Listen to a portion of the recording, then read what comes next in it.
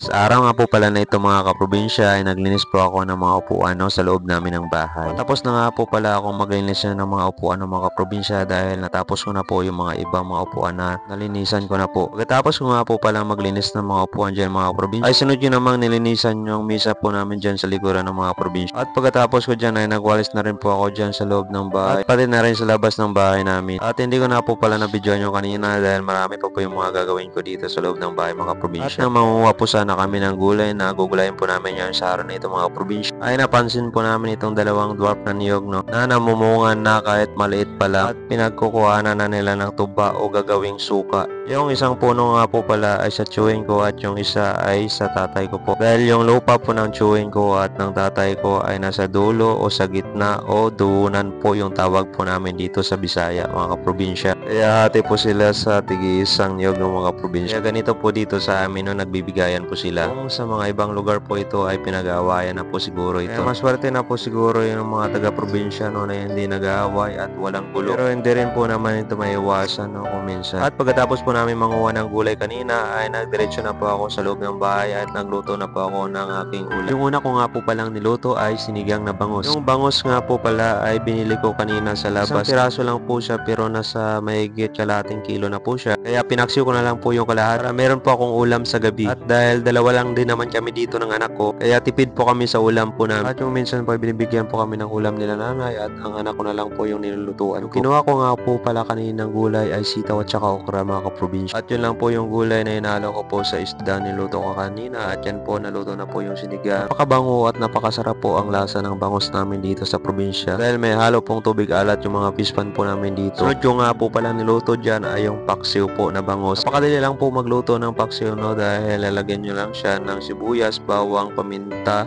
at saka suka. Solve na po yung pangulam natin. Kaninang hapon nga po pala ay nagatid po ako ng service ko sa bayan dahil doon po siya nag-aaral sa bayan. At nung malapit na po sana kami sa bayan ay naabutan po kami ng ulan sa daan. Kaya huminto po muna kami at sumilong po sa may tabi po ng kalsada at hinintay po muna namin tumila yung ulan. At pagdating po namin kanina sa eskwelahan ay tumambay po muna ako dyan sa tabi dahil baka meron po mga estudyante na sumakay po at magpatid po pauwi para makalibre rin po naman ako sa gasolina At pagkatapos ko po magatid sa bayan ng aking service ay dumiretso na po ako pauwi at naghintay na po ako sa school po ng aking anak. At yun na nga, nakauwi na kami at pagkatapos po mag-feast po ng aking anak ay kumain na po kami ng dalawa ng banana Q na binili ko po kanina sa labas po, eskwelahan po nila. Yung binili ko nga po palang banana Q ay tig-5 piso po yung isang stick napakamura lang po dito yan sa amin. Kung nasa bayan po yan ay 10 piso na po. At habang kumakain po kami ay nag-chat na po yung aking service na nagpapasundo na dahil wala na po silang klase. Kaya tinapos ko na lang po muna yung pagkain po namin at nagpahinga lang po ako ng mga 10 minutes at saka umalis na po ako para sundin po ang aking service na naghihintay na po sa akin. Kaya hanggang dito na lang po muna ako.